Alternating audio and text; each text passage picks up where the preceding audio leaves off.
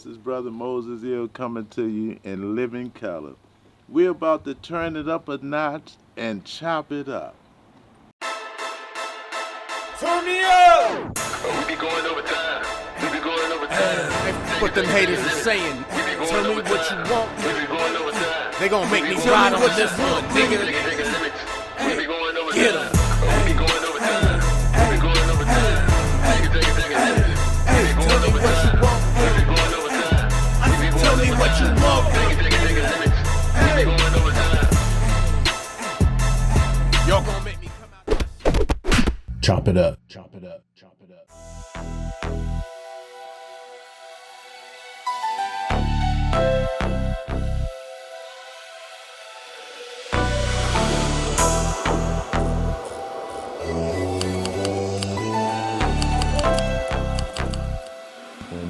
In this country and in this world know what's going on. People that know the truth. Do they speak the truth? Nah, because they have other benefits. But at the age of 27, he had traveled around the world and visited all the halls of learning. He had been honored or respected by all the nations of the earth as the true and divine prophet. Now you can go research this here. This ain't bull crap talk. Said, and was Christian noble by the Queen of England. And when she knighted him, she didn't knight him kneeling. No, she knighted Prophet Noble Ali. He was standing, and he was standing on a square, 45 degrees, which is 9, because 9 is the foundation. You could tell a lot about the man in the way he stands. But you got to be in an order, fraternal order, because they got degrees that tell who and what they is. Right. So when she knighted him standing up, the highest degree of nobility. Say, this is the highest honor that can be bestowed on a person, for it carries the attributes of nobility. In the course of his travel, the prophet experienced all walks of life. So he was a man that had seen many things, dealt with a lot of things, just like Jesus. Jesus, he was in the company of Pharisees and scribes and Sadducees, which in this day and time, they are called liberals, Republicans, Democrats, conservatives. The same. Ain't nothing changed from the days of old to now. Right. Other than names and titles, but the mindset and the spirit and the personality is still here. Just like the Klan ain't dead. What they did, they went underground and they reshaped themselves. So now they Proud Boys. But look at that term they using, Proud Boys. Proud of what? See, they're proud of who they are. That's not being racist. You're entitled to be proud of who you are, but at the same time, I'm gonna be proud of who I am. I'm not gonna let you be proud of who you are, and then I'm gonna demean myself. Right. Man, you got to be crazy. Right. Yeah, that don't even make sense. That ain't even good math. Yeah. Nah, that ain't good math. It's bad math. Right. In the form of subtraction because it's taken away from me. In the form of division because what is dividing me. It should be multiplication and adding when it come to me. And that's how I'm gonna stand on that. And that's what more science teach. Now more science don't teach us to be bullies and arrogant, but stand your ground. Be proud of who you are. And voice your right, just like everybody voices their right.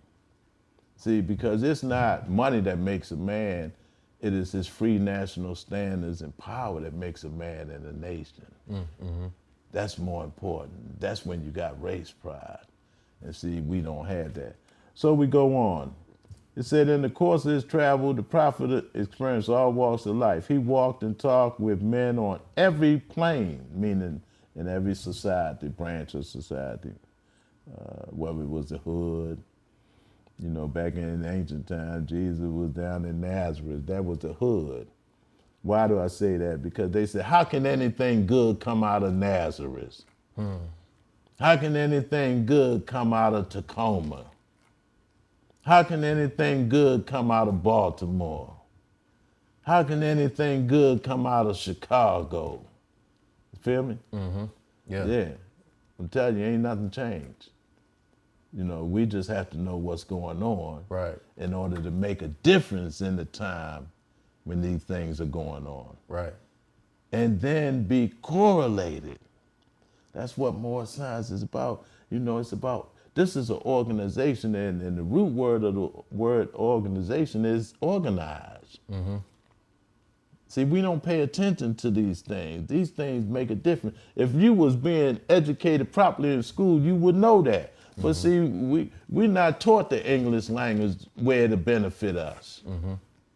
No. It works against us, although we speak it. It's taught to represent the people who designed it. Right.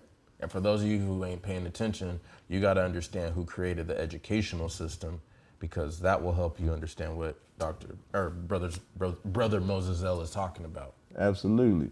It said he did these things not to learn, for he was divinely prepared. When they say divinely prepared, we're not talking about something spooky, right? Like he went up in the sky and came back down and all right, you know. No, when it said divinely prepared, that means he was guided by his intuitions, observing other men of stature and learning and where they went. And so that's where he went. And he got that education, and the word prepared means to equip. He was equipped with information. I mean, that's how you deal with all diseases. When you come up with a remedy, it's still information. And that's what he got. That's what he went and retrieved. That's what he went and gathered, and he brought it back. And he said, in this book, as well as his other literature, he said, those who doubt whether I and my principles are right for the redemption of my people, he said, go to those that know law. In other words, go to those that know what I know. Don't go to people that don't know what I know, because then they're going to always debate with you and say, nah, that ain't real. But if you go to the ones that know, they're going to tell you. Yeah. See, because it takes, in the street life, they say game recognize game. You know, see, that's basically what Noble Drew Ali was saying. Game recognize game. Go to the ones that got the game, and they'll tell you that I'm real, because I got the game. But I'm bringing it back to you who don't have it, because when you get it now, it's something that empowers you. See, Yeah. who else have done this? You got a whole lot of people talking about they the good shepherd. Come to find out they fleecing the people, using the people, misleading the people, misguiding the people. That's going on. And those that are misguided, your scripture speaks about them. They said they're like a herd with no shepherd. You know, ain't nobody leading you right. And the ones that's leading you don't want to lead you right, because they're afraid now if they lead you right, you're going to find out, they going to find out what you doing to them. Right. And you don't want that, because you wise enough to know what the consequences is going to be when they find out you playing them, when you using them, misleading them, you know, playing games with their minds and their souls and stuff like that. You know, you committing a great sin when you do that.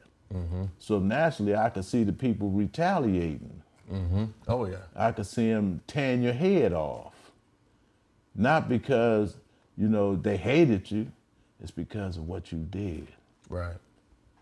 It was an injury done to these people. They was damaged. They was traumatized. So they acted. and you became the result of how they was feeling. Yeah, and that's true. And more science educate those in more science, you know. But it says, in 1912, the Prophet Noble Ali appeared in Washington, D.C. at the nation's capital and asked the President Woodrow Wilson for his people. That sounds like Moses, don't it? The story of Moses. Yeah. And the return of our flag. Our flag. It said, the proverbial cherry tree chopped down by General George Washington in 1776. Hey, can you repeat that line real quick? About George Washington, the general?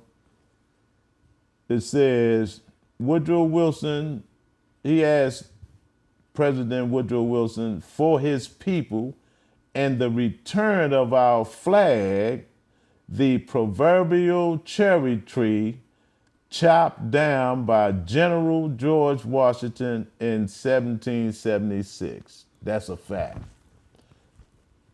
Y'all heard what he just said, and I had him repeat it for a reason. See, y'all need to understand, he just said General George Washington, not President George Washington. Absolutely. Because see, you need to understand, how did a general become president? Y'all ain't hip to that. That's why I had him repeat that, because that is a very important key to unlocking the wisdom that you need to know.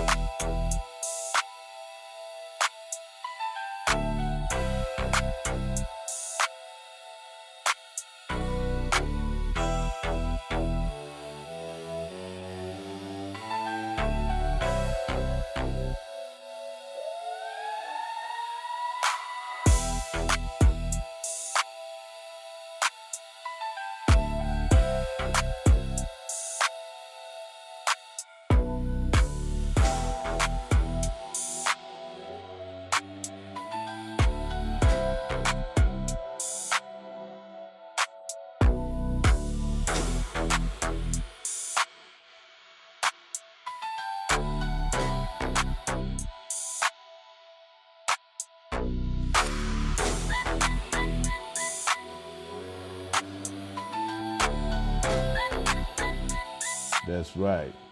Very important, because he was a general.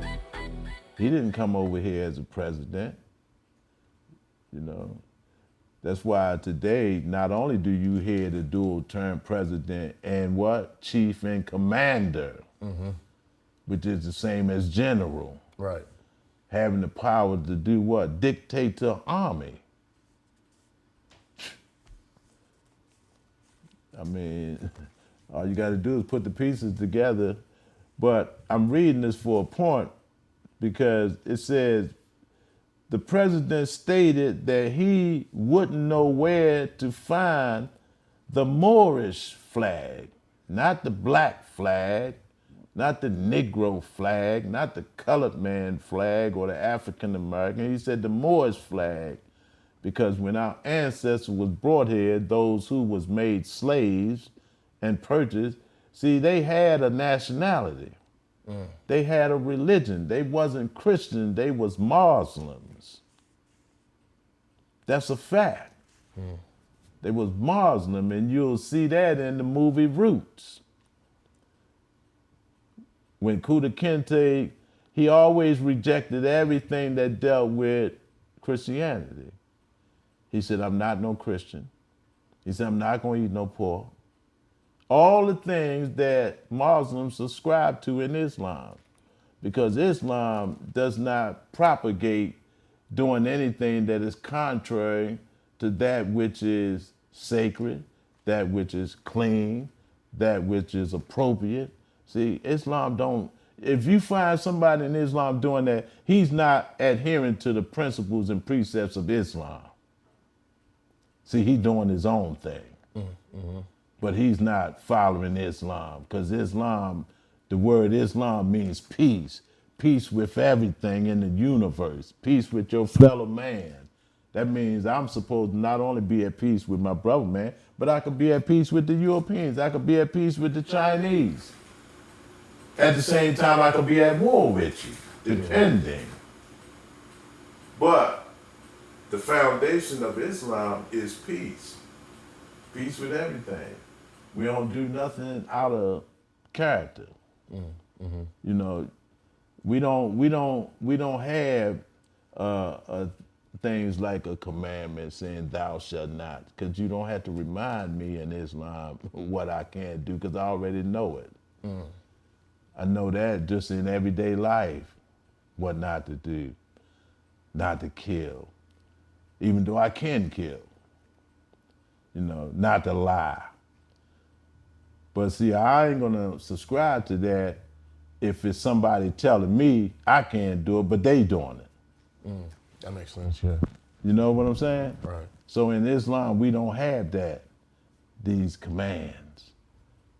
You know, we have nature, which is God in us, the moral spirit in us that dictates and it defines right and wrong, righteousness and unrighteousness. I know what righteousness is, but I know I'm the sole pilot that turns that on.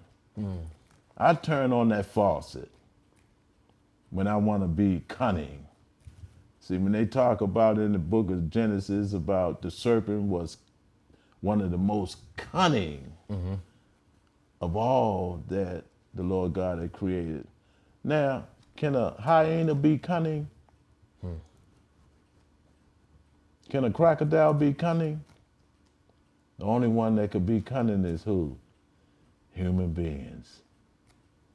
So now we know who this is referring to. It's referring to a human being or a group of people that's cunning, crafty, shrewd, convincing.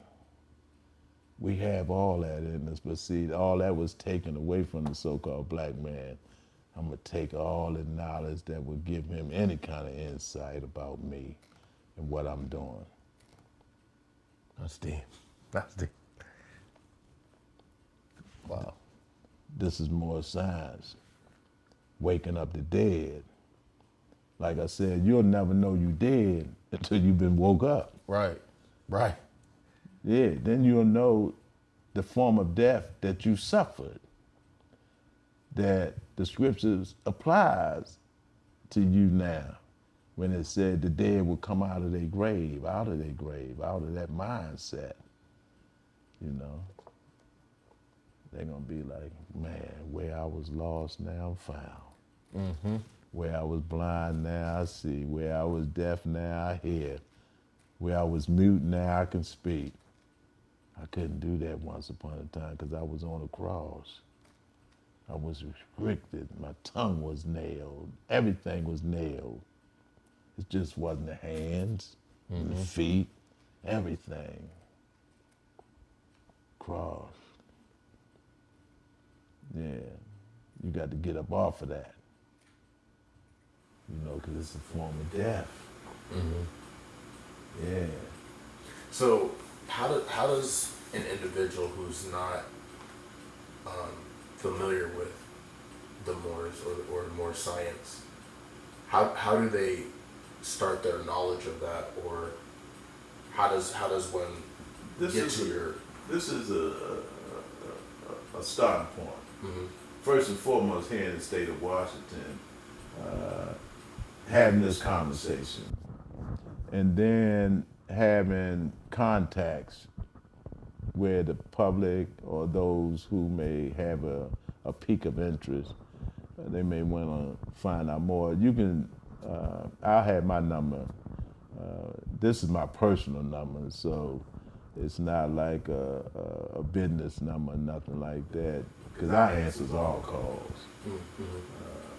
But they can contact me because I'm like a national spokesman and representative for the Moore-Science Temple of America. And I want to make sure that people is properly informed and educated. To change a man's condition, you have to change his curriculum. That's a fact. Yeah. And so I want people through me to have a genuine understanding of the movement and what it's dedicated to and what that individual role is when he or she comes in. You know, just like an immigrant coming into this country, they need to know what their role is. Right. You know, because if you are not informed about these things, see, a lot of things could go awry. Yeah. So the same applies in the Moore-Science Temple of America. But what it's dedicated to is reconnecting us back to everything. Matter of fact, that brings up a point. I want to read this.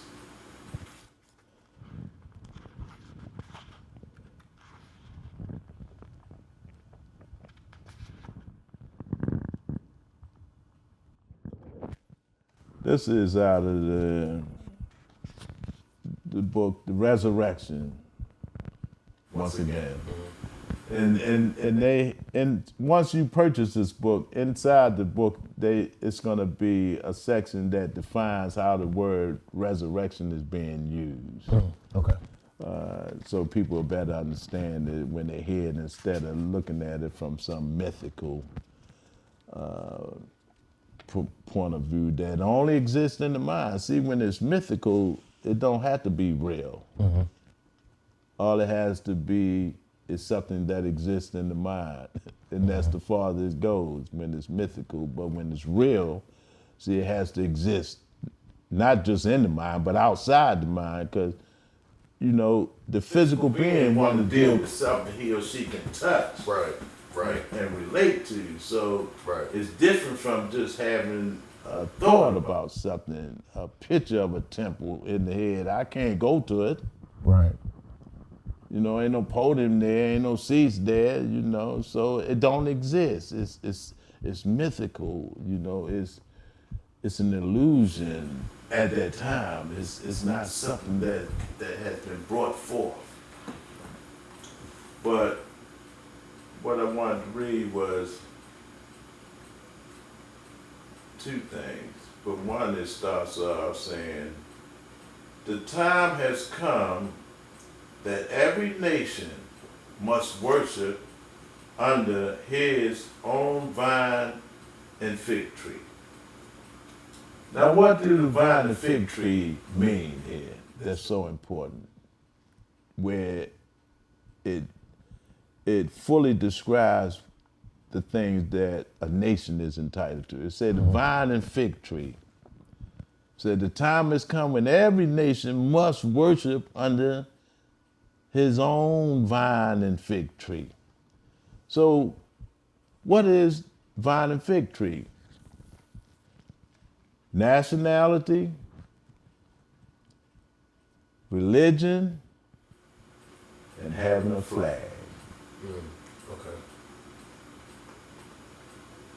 Flag to identify the land, religion, which is to govern whether it's man-made or divine. And then having your status, see, your identification. So nationality, religion, and flag. Your vine and fig tree. Every nation, Zelensky. Putin want to go in there and knock him down, etc. But see, he flying a flag. Putin is a nation going against another nation. So the other League of Nations now steps in. Who has stepped in for us? with all the atrocities and the abuse we suffer in this country. It's a reason for that. And when it does get attention, it's only because, you know, certain classes of people is looking at the situation and say, well, we don't want them rioting and burning up nothing, so we're gonna do a little settlement. But that's not respecting people from a human individual point of view, dealing with the laws. See, you just looking at it like, well, we're gonna do this and shut them up or shut them up, and you know they'll go back to sleep, and then business go on, right? But it's different when you see if what was done to us was done to Ronald Reagan and his family. The government, different agencies and departments be paying them billions of dollars for damages, injuries, loss under the Constitution. What? Them enforcing their rights. See, we don't do that because we don't know we have no rights because property was never taught that it had any right. So here we have, every nation must worship under their own vine and fig tree, and every tongue must confess his own. What is your nationality? What is your religion? What is the shade of your skin? You know, who is your ancestors? All these things is important in the eyes of nations. Because if you don't have that, see, you're not entitled to no respect. None.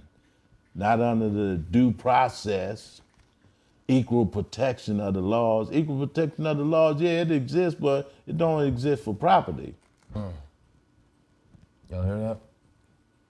With that being said, we're out of time for this segment. We'll catch you on episode 2 of the season finale with Brothers Moses-el. Take it, limits. We be going over time. We be going over time. We be going over time. Take it, limits. We be going over time. We be going over time. We be going over time. Take it, limits. We be going over time. We be going over time. We be going over time. Take it, limits. We be going over time.